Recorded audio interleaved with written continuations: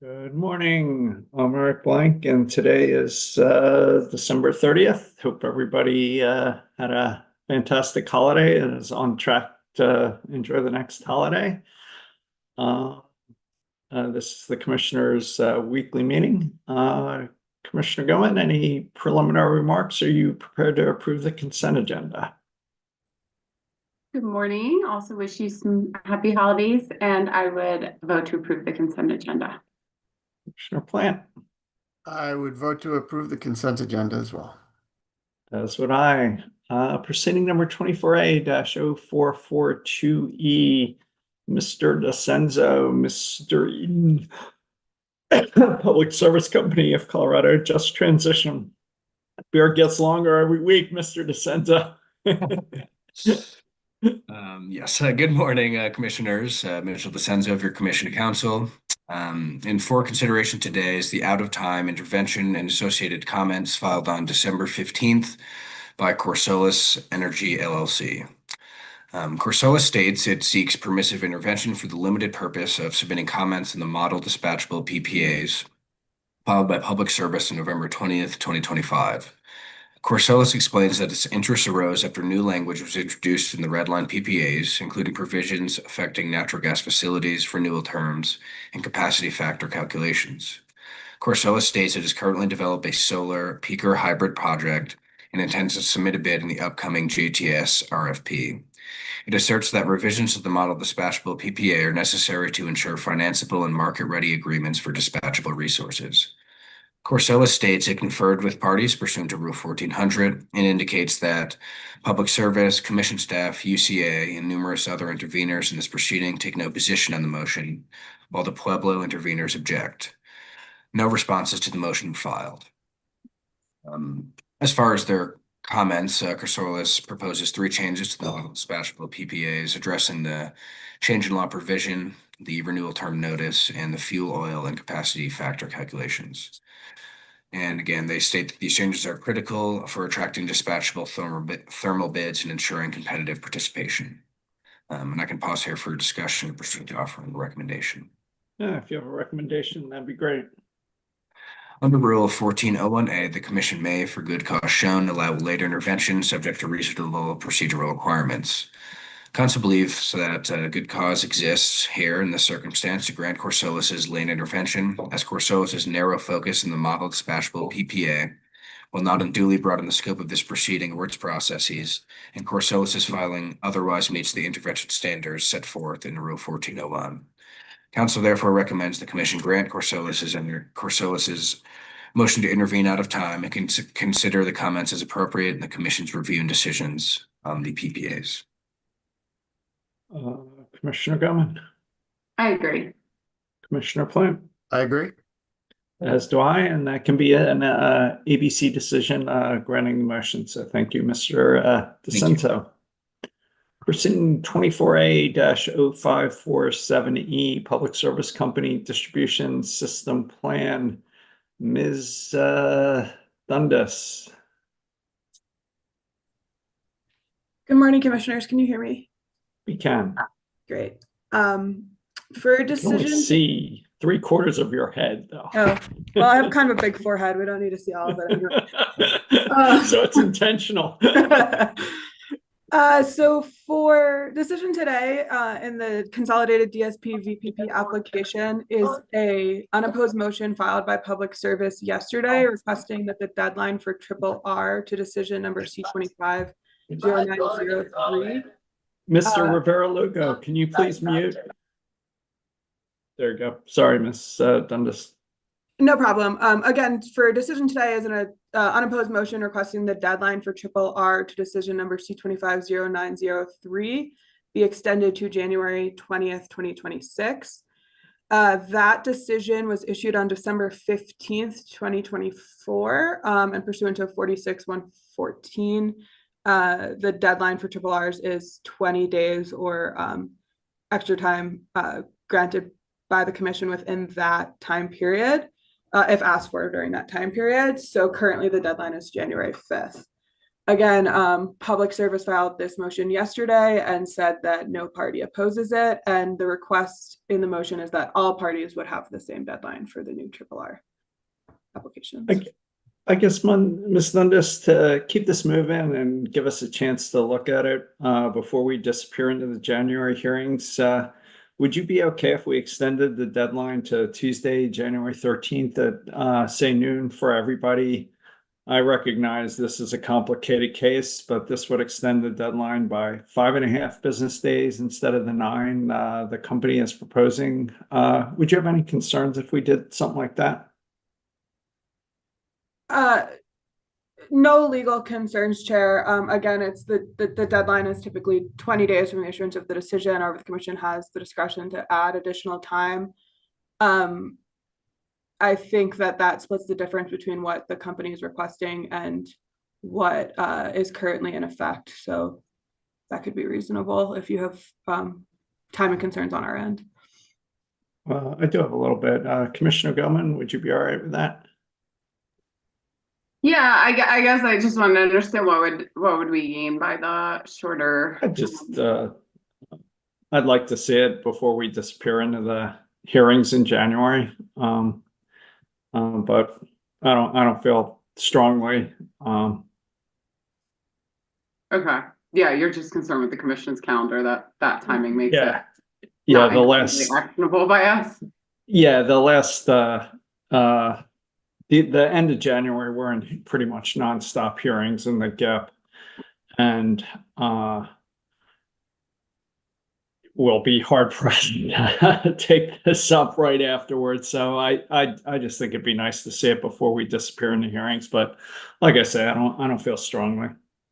No, I mean, I think that's worth considering if we can act upon it in the timeline we receive it if we're in hearings during a good portion of the time. So I'm okay with your proposal. Commissioner Plant? Yep, I'm good with that too. So that can be an ABC order, partially, I guess, granting the motion and waiving response time. Does that give you what you need, Ms. Dundas? Yeah, thanks, Chair. So again, that's January 13th at noon. Yeah. Okay, thank you. Proceeding number 25AL-0462E, Mr. Dalton, Public Service Company, TCA. Good morning. Can you hear me? We can. Good morning. My name is Bill Dalton, staff engineer, and today I'd like to present proceeding number 25AL-0462E, which is device letter 2000 filed by Public Service Company of Colorado to revise its transmission cost adjustment rider. The transmission cost adjustment rider recovers the costs for transmission-related capital that are incremental to the transmission-related investments already being recovered through base rates and which also add capacity. This TCA filing represents the incremental transmission-related costs for the period January 1st, 2026 through December 31st, 2026. This filing incorporates transmission capital expenditures that have been incurred since the company's last TCA filings and performance incentive mechanisms earned on power pathway segments completed during 2025.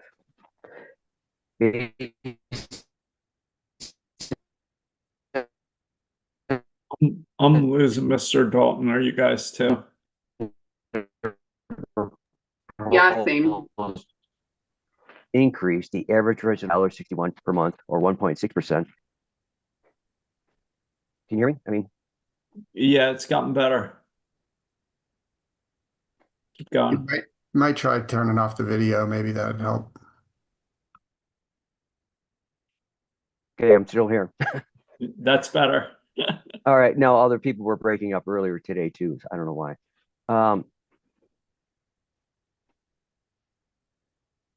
So I mentioned that this will capture costs that have incurred since the last TCA filing and also reflect the performance incentive mechanisms earned on the power pathway segments completed during 2025. Based on a proposed increase, the average residential customer bill will increase by $1.61 per month or 1.6%.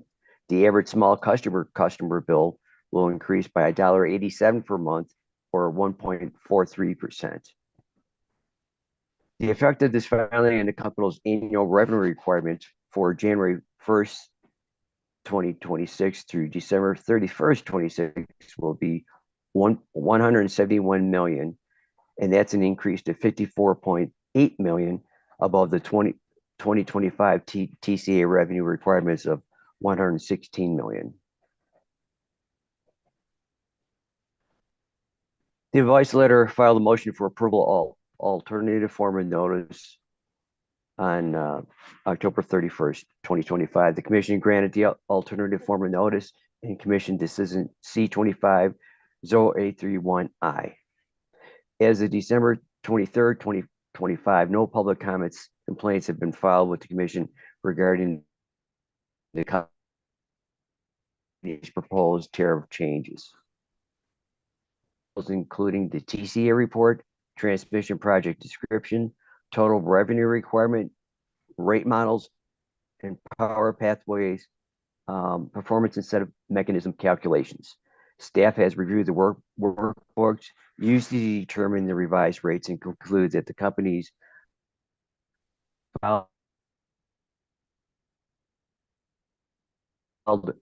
revised tariff sheets adequately in IM incentives. Now, I'd like to just briefly discuss the power pathway performance incentive mechanisms. The commission decision in improving the power pathway project adopted a series of performance incentive mechanisms applicable to the pathway project, including full cost control PIM, a limited cost control PIM, and a timing PIM for completion. Each of these PIMs are individually applicable to groupings by in-service dates. Each PIM has its own methodology used, including cost bands, range, and weighted average cost of used either in the base or incremental rates to be applied.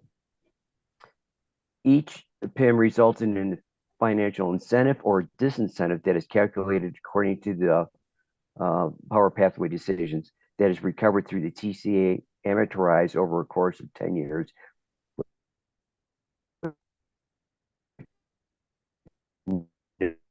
No carrying cost. Facilities within Group 1 of the Power Pathway projects in service on May 29th, 2025, ahead of schedule at a total cost of $615 million, below the approved budget of $692.8 million. So they were actually below budget by $85 million. The full cost control PIM was 13% below the forecast, or $50.8 million below. The limited cost control PIM was 11% below forecast, or $34.3 million below. And the timing PIM was 81 days early. The total pathway project Group 1 incentives were calculated to be $14.6 million, which will be recovered in annual increments of $1.46 million over 10 years. The calculation of PIM is applicable to the remainder of the power pathway projects that will be brought forth in future TCA filings as the remaining facilities are placed in service in 2026 and 2027.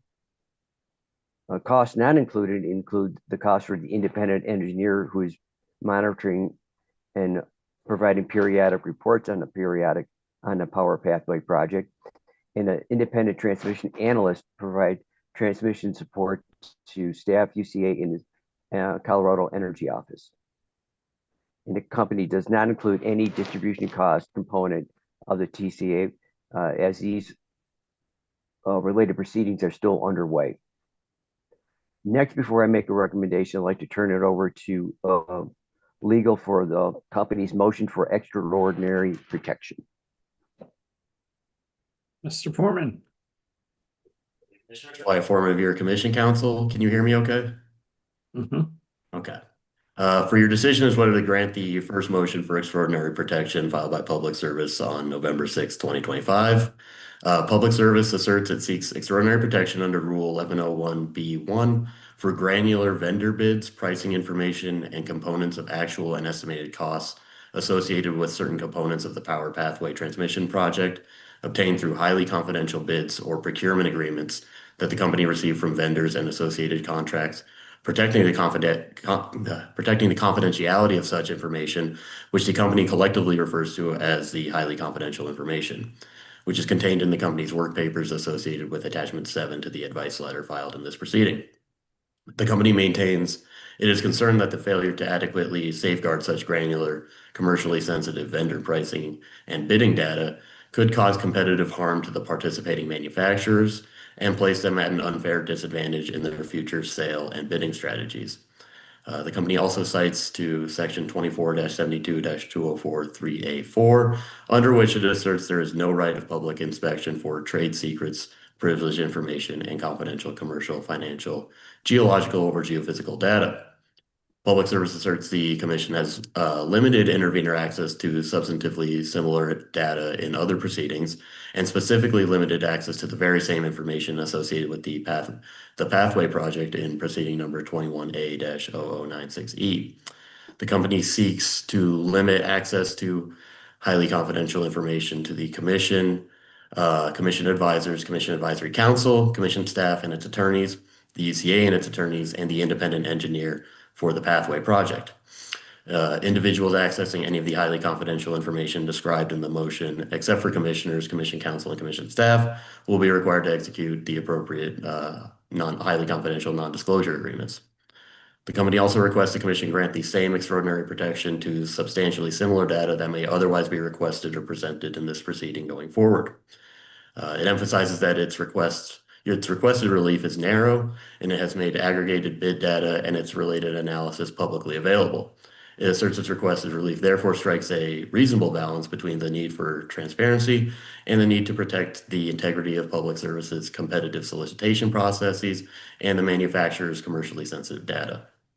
No responses have been filed to the motion. Council has reviewed the filing and its attachments and believes the motion comports with Rule 1101B and believes the requested protections are reasonable and in the public interest and recommends granting the motion.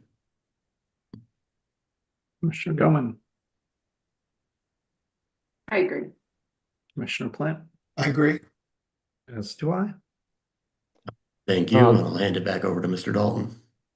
Good morning again. Before I make my staff's recommendations, does the commission have any questions about this TCA filing? I don't, just pleased to see we're more or less on budget and schedule on most of it. Commissioner Goman, comments, questions?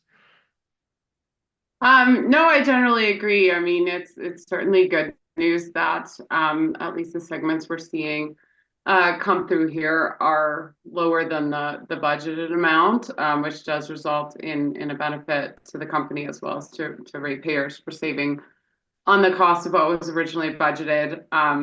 It's kind of a curious circumstance in a time of fairly rapidly escalating costs elsewhere across the utility spectrum. So may be helpful to understand as we go forward those budgeted costs and how we actually ended up seeing those savings transpire. But generally a helpful thing for ratepayers for this to come in cheaper than was originally anticipated. Commissioner Plant? Nothing additional. Anything else, Mr. Dalton? No, staff recommends the commission take no action and allow the advice letter to go into effect by operation of law. Commissioner Goman? I agree. Commissioner Plant? I agree.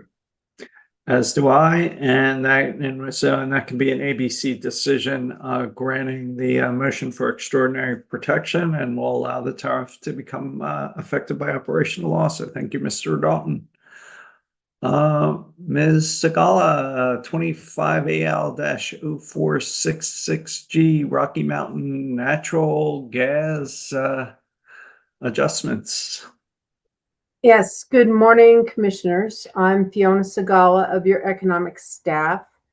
Rocky Mountain Natural Gas filed proceeding number 25AL0466G to update its revenue adjustment mechanism, referred to as the RAM, effective January 1st, 2026. The RAM was created in 2017 to allow Rocky to use infrastructure paid for by ratepayers to provide unregulated services. The annual calculation of the credit includes historical recovery of operational purchases and sales of gas and forecasted off-system transportation revenues. The forecasted revenues are trued up. This filing increases the forecasted credit for firm transportation service, which will decrease shippers' total rates by 1.59%. However, the historical credit is decreasing, and that will increase no notice storage rates by 11.92%. The decrease in that credit is a result of a decline in market center service revenues for the 12-month period ending September 2025. I'm happy to answer questions, or I can make a recommendation. No, if you could jump to your recommendation, that'd be great. Staff recommends this item become effective by operation of law. Commissioner Goman, I agree. Commissioner Plant, I agree. as do I. Thank you, Ms. Sagala. Thank you. Mr. Davis, 25AL-0488E, Black Hills Community Solar Gardens. Good morning, Commissioners. I'm Ron Davis of the Commission's advisory staff. On November 17th, Black Hills Colorado Electric filed advice letter number 899 with tariff sheets establishing the billing credits to be paid to subscribers of community solar gardens effective January 1st. Black Hills made the filing consistent with the Commission's rules implementing CSG billing credits, and specifically Rule 3881, and also consistent with the company's CSG tariff. The advice letter filing is Black Hill's second for CSG billing credits since the Commission adopted new rules for billing credits pursuant to House Bill 231137. The filing was made without testimony explaining or supporting the filing. On December 22nd, the Colorado Solar and Storage Association and the Coalition for Community Solar Access jointly filed a protest. The solar parties take issue with 4 aspects of the filing after completing a preliminary review of what it calls an initial work paper produced by Black Hills as a courtesy. First, the solar party seeks to examine the reduction in the 2026 billing credits as compared to the 2025 billing credits, as set forth on sheet number 94I of Black Hills tariff. They further state that it's unclear how the negative bill credit for 2026 for large power service secondary customers would function, and question whether a negative bill credit is consistent with Rule 3881. Second, the solar parties claim that it's unclear whether the 2026 vintage of bill credits were properly calculated in accordance with the directives, conclusions, and findings in Black Hills' recent electric base rate proceeding number 24AL275E. They claim that propounding discovery is necessary to determine how much the rate case concluding in mid-2025 is responsible for the reduction in the bill credits for implementation in 2026, and whether Rule 3881 was correctly implemented in consideration of the outcomes of the rate case. Third, the solar parties fault Black Hills for not proposing an adjustment to the fixed bill credit for 2025 set forth on sheet number 94I. They asked the Commission to direct Black Hills to amend the tariff sheet to include an adjustment mechanism for the 2025 vintage in order to, quote, provide the necessary level of certainty for CSG developers to continue building projects. And finally, the solar parties claim that Black Hills has again failed to offer fixed bill credits for the 2023 and 2024 vintages of community solar gardens. They allege the absence of those billing credits on sheet 94I is in violation of both House Bill 231137 and decision number C240447. The question before you now is whether to grant the solar party's request for the commission to set the matter for hearing and suspend the effective date of the 2026 CSG billing credits, or instead to dismiss the protests and allow the tariff sheets to take effect by operation of law on January 1st. I can answer questions, listen to your discussion for a vote, or provide a recommendation. If you could provide a recommendation, that'd be great. I recommend that the commission set the matter for hearing and suspend the tariff sheets filed with Advice Letter 899 for 120 days through May 1st. The solar parties demonstrate that more time should be devoted to allowing parties to examine through discovery the impact of Black Hill's recently concluded base rate case on the calculation of the billing credits pursuant to Rule 3881. Advisors further agree with the solar parties that the implementation of a negative billing credit deserves further scrutiny.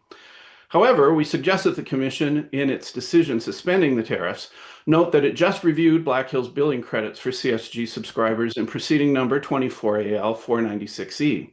For instance, by decision number C25-619, issued on August 26th, the Commission rejected the solar party's same calls to impose an adjustment mechanism to previous year's billing credits. Likewise, regarding fixed bill credits for years prior to 2025, the Commission held that the administrative law judge assigned to the earlier case correctly concluded that the solar parties failed to offer any evidence that the Colorado General Assembly intended HB 231137 to apply retroactively, and also failed to point to language in decision C24447 that suggests a legislative intent for House Bill 231137 to be applied retroactively. In sum, we suggest that the Commission state that it seeks to avoid unnecessary litigation in this matter, as Black Hill's ratepayers can be especially burdened by regulatory expenses, and to express optimism that the solar parties, if they seek to intervene as a party, will refrain from contesting decisions that have been recently rendered and will instead focus on examining the calculation of the billing credits in the wake of the recently concluded base rate case. And finally, I recommend that the Commission set a notice and intervention period through January 30th. I suggest referring the proceeding to administrative law judge as well. Commissioner Gowan, Thanks, Mr. Davis. I agree. Commissioner Plant, I agree. as do I, and that can be an ABC decision suspending the effective date of the tariff and setting it for hearing. So thank you, Mr. Davis. Thank you. Proceeding number 25AL-0535E, Ms. O'Neill, GMAC advice letter filing. Yes. Good morning, Commissioners. I'm Erin O'Neill with your Fixed Utilities staff. I'm here this morning to discuss proceeding 25AL-0535E, which is an advice letter which was filed by Public Service Company of Colorado on December 23rd, 2025. The tariff sheets filed by Public Service in this advice letter are in compliance with Commission Decision number C25-0903 in consolidated proceeding numbers 24A-0547E and 25A-0061E, and implement the company's Grid Modernization Adjustment Clause, or GMAC. The GMAC tariffs are identical to the updated tariffs that the company most recently filed in the consolidated proceedings on December 8th, 2025, and those tariffs were approved through Commission Decision number C25-0903, so they're being treated as compliance tariffs that can go into effect on shortened notice on January 1st, 2026. I know it is unusual for a compliance tariff to be presented on the Commission's discussion agenda, but since this implements a new rate rider and because this proceeding is ongoing, staff wanted to provide a discussion of this advice letter filing. The company states that while it is implementing the GMAC through the advice letter with an effective date of January 1, 2026, as required by statute and authorized by Commission Decision number C25-0903, the company understands that the consolidated proceeding has not yet fully concluded, and the Commission may issue further decisions on the consolidated proceeding that could require further adjustments to the tariffs reflected herein. If this occurs, the company will make any required adjustments to the GMAC through a future advice letter filing. The GMAC applies to all rate schedules taking electric distribution level service and reflects the qualified distribution costs that are not being recovered through the company's base rates. For residential customers taking service on the R rate schedule, the GMAC rider would be $0.00087 per kilowatt hour, or 0.94% energy charge for residential customers on the RETOU rate. Small commercial customers on the C rate would be charged a GMAC rate of $0.00068 per kilowatt hour, while customers on the CTOU rate will see a 0.91% energy charge. I can pause here for questions or provide a recommendation. Yeah, if you can jump to a recommendation, that'd be great. Staff recommends that the Commission allow the proposed tariffs to go into effect by operation of law. Commissioner Goman, Thanks, Ms. O'Neill. I agree. Commissioner Plant, I also agree. as do I. Great, Thank you. Proceeding number 25D-0328G, Ms. Dundas, Rocky Mountain National Gas. Good morning, Commissioners. Lindsay Dundas of your Commission Council, and Mr. Davis is out there for any questions as well. In this proceeding on August 4th, 2025, Rocky Mountain Natural Gas filed a petition for declaratory order requesting a confirmation that a CPCN is not required for it to replace two aging compressors at its Crystal River compressor station with a single new compressor of equivalent function. The company filed the petition pursuant to a settlement approved in proceeding number 17A0654G, which required Rocky Mountain National Gas to either seek a CPCN or declaratory order before constructing the new compressor units. In his recommended decision, the ALJ found no CPCN was necessary because the replacement in this instance is characterized as ordinary course of business pursuant to Colorado Statute 40-5111A3. In this petition, no party disputes the relevant facts, and no party contends that granting the requested relief will adversely impact customers or system reliability. And the recommended decision makes several unopposed factual findings based on the petition, including that the Crystal River Station supports gas transport to Rocky Mountain Natural Gas's transmission system and to downstream distribution systems, that the two compressors proposed to be replaced with one identical compressor in function and capability at the facility were installed in 1989 and 1990 and have become difficult to maintain due to age and lack of replacement parts. The recommended decision also finds that the replacement will not expand system capacity or extend service territory. Colorado statute provides that a CPCN is not required for extensions or replacements conducted in the, quote, ordinary course of business. And pursuant to the Commission's gas rules, a CPCN is required when construction is outside the ordinary course of business or results in new or expanded utility infrastructure or changes in service levels. Recommended decision finds that the record supports that the proposed replacement is an equivalent replacement and does not increase capacity or expand service.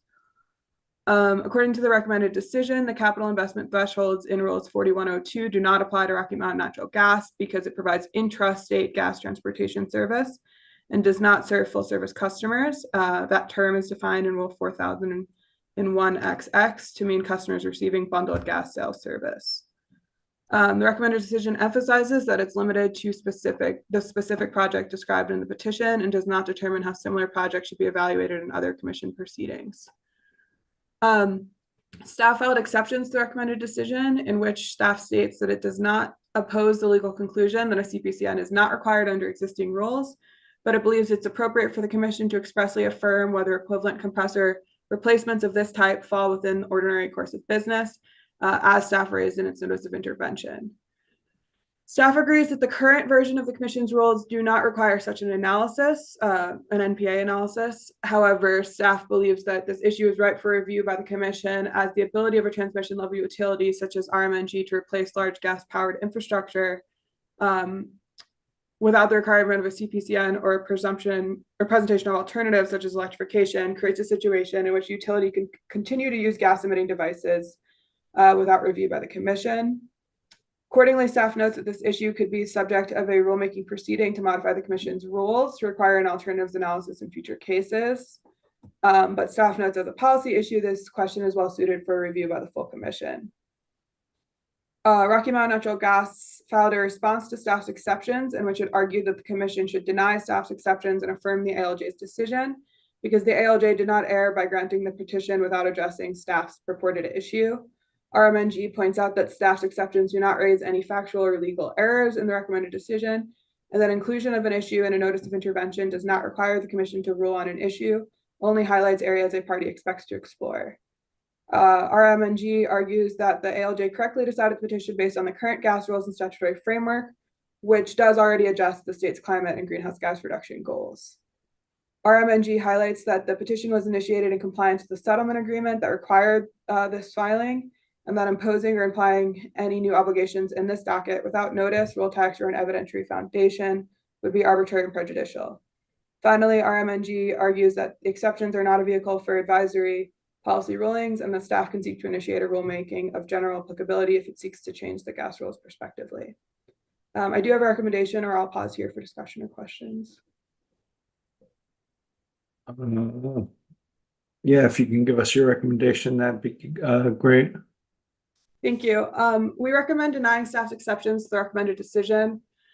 Staff acknowledges that the current gas rules do not require the analysis it suggests, and we agree with Rocky Mountain National Gas that this is an improper forum for changing the Commission's gas rules. The Commission can't change rules of general applicability within a petition addressing a specific utility, and any policy that the Commission announced here would not change the rules as they apply to prospective scenarios. Also, the recommended decision expressly emphasizes that its determination is limited to the facts and circumstances of this proceeding, and nothing about the recommended decision could be reasonably read to set a categorical rule as it stands. So in sum, I recommend you deny staff's exceptions, find that staff's request amounts to a rule change, which would be improper in this venue, and uphold the recommended decision in its entirety. This one's giving me pause. Commissioner Gilman, I don't know if you agree with that recommendation or not. Well, thanks, Ms. Dundas. Yeah, I mean, I think this brings up a very interesting issue for us to look into further. I would be fine with doing so. In a gas rulemaking, we already have several issues we'll likely need to be looking into within the coming months. You know, I had originally hoped we could open a gas rulemaking in 2025, but the docket was quite full. So I think there is a real priority to look at an array of gas rule changes in 2026.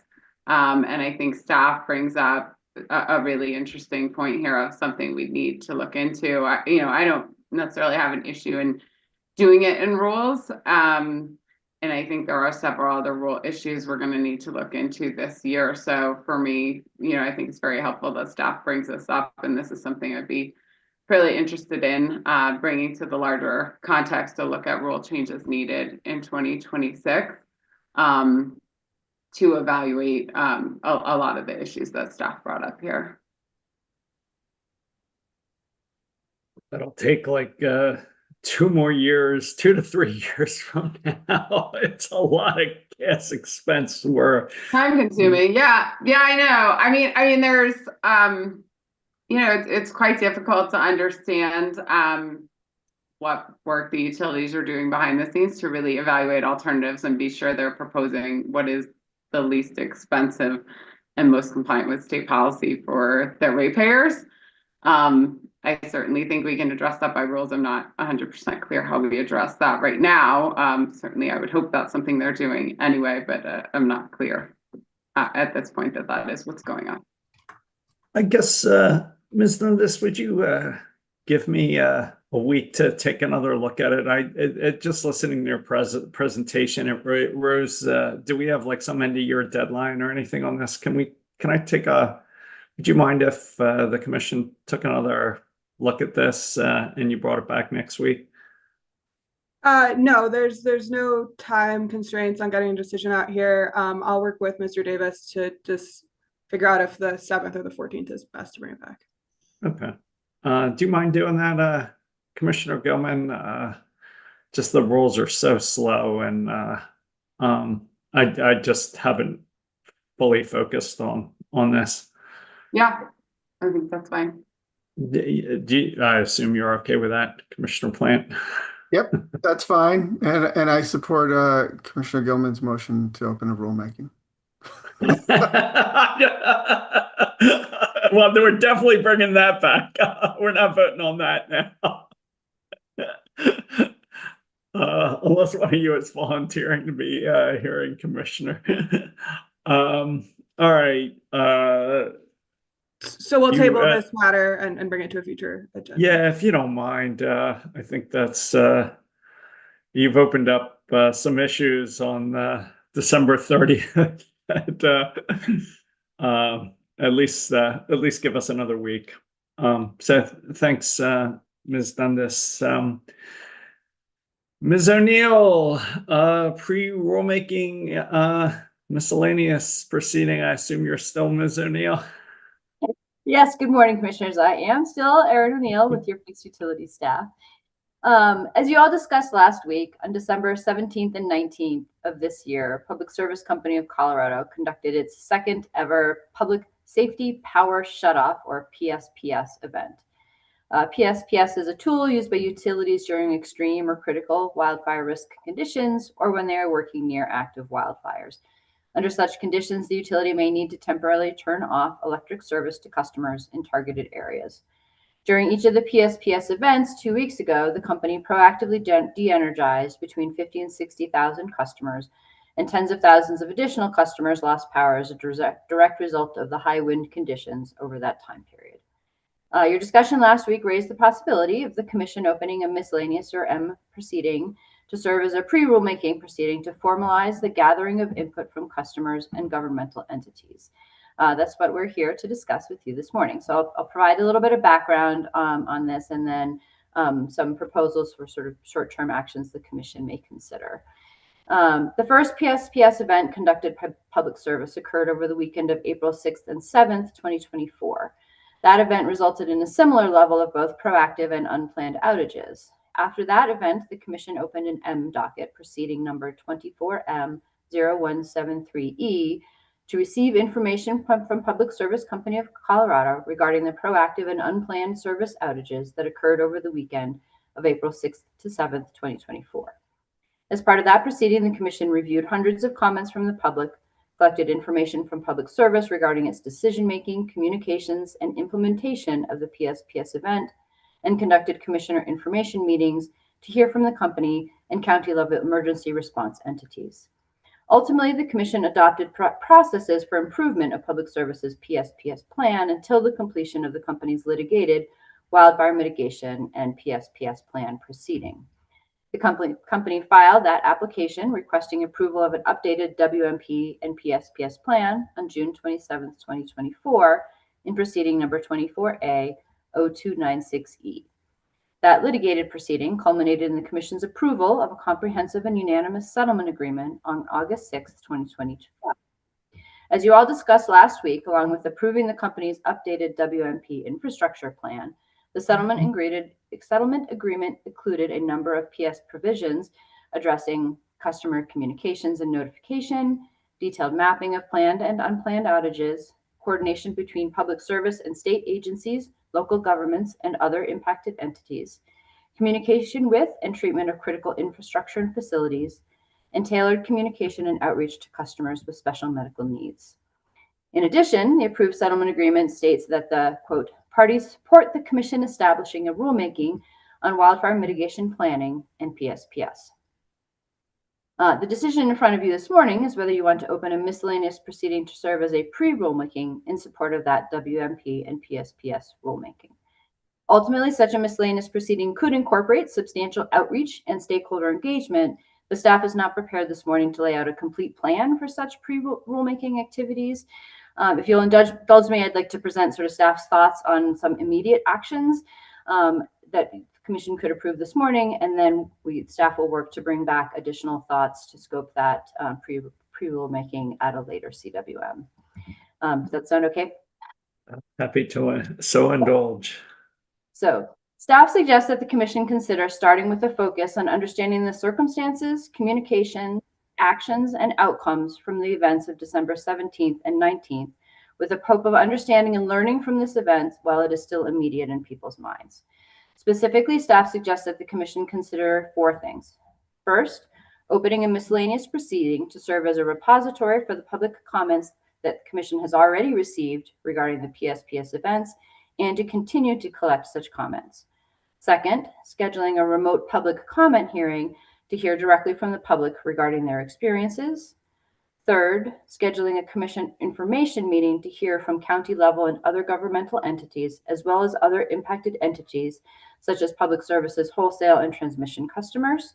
And fourth, directing the staff of the commission to provide the commission an update regarding the company's progress in implementing the approved wildfire mitigation plan. So those are your 4 decision points. I'm happy to open it up for questions and discussions or to take a vote on that presented recommendation from staff. Commissioner Gilman, comments, questions about anywhere you'd like to go? Thanks, Ms. O'Neill. No, I appreciate your staff working quickly on this to ensure that we have really a vehicle to understand the customer experience, and especially as we embark on a rulemaking for PSPS, be sure that we have all the relevant information, especially from this last circumstance that I understand, especially in certain areas, was very difficult for customers. So I think your plan certainly works, and I think at this point we don't know what we don't know about some of the details, and but really appreciate your team putting this together, and have full faith you'll lead us to a lot of the information here. So I'm good with your proposal. Great, thank you. Commissioner Plant. Yeah, thanks again for bringing this to us. And I'd also like to just thank all the people who have submitted comments. I think we have over 1,700 comments in the in our portal online, and hopefully that will continue, and we'll continue to get input there. I did have one question for you, Ms. O'Neill, and I don't know if this was included in maybe number 4. But at some point, I think it would be good to hear from the company in terms of where they are in the implementation of the wildfire mitigation plan and PSPS process. I mean, we had the last PSPS we had was before the proceeding, and we had the proceeding, and this is shortly after that. And I'm just kind of wonder where they are in the implementation, so we can sort of discern how much of it is, how much of the issues that people entertained were addressed in the proceeding, but just haven't been implemented yet, versus, what are additional things that we would want to, really investigate through the rules, and then and also just to get their perspective on what they feel like went right and what went wrong, so that we can sort of get a full picture from the consumers, from the communities, from the company, and kind of put that all together. Yeah, sorry. Yeah, go ahead, Ms. O'Neill. Sorry. So I completely agree with that. I think in my mind, I was thinking that sort of 2 things, right? Part of that is definitely number 4. The company has been providing updates on a bi-monthly basis. So I think summarizing some of that information. I think staff does have some questions and follow-up on that. So we're not prepared to present that right now, but I think wanted to work with the company.